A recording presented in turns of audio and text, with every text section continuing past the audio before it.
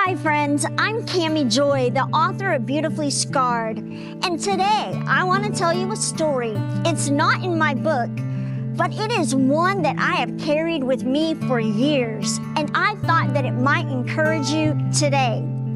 It is a reminder that God is always at work, even in moments that feel ordinary or inconvenient.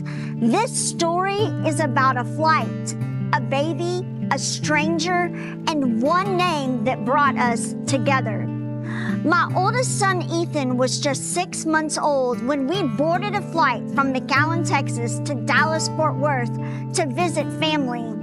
We were seated in the dreaded middle seat, sandwiched between a tall gentleman on the aisle and a beautiful college-age girl by the window. She had long chocolate brown hair, headphones in, and looked fully prepared to take a nap.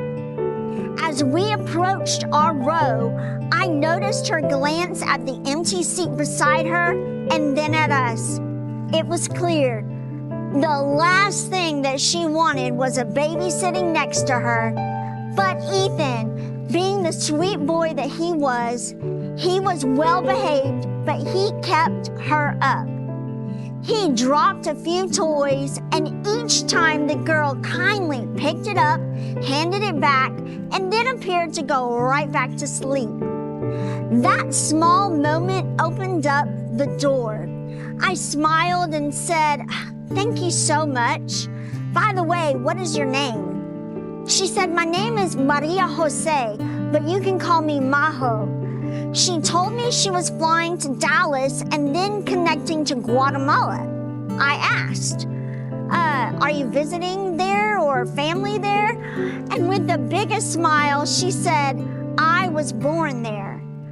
I was in complete shock because she looked more like she was from California with her accent. I didn't think that she could even speak Spanish. But without thinking much of it, I casually responded, "So was I." And then the conversation paused. That was it. As we began to descend into DFW, our conversation picked back up, and when we landed and we stood in line to disembark, I casually just said, "Hey, by the way, if you're interested, you can hear my story on YouTube. It's kind of complicated." She agreed and asked for my name. I said, "Camey." She paused and looked really puzzled and said, "Can you spell that for me?" "Absolutely.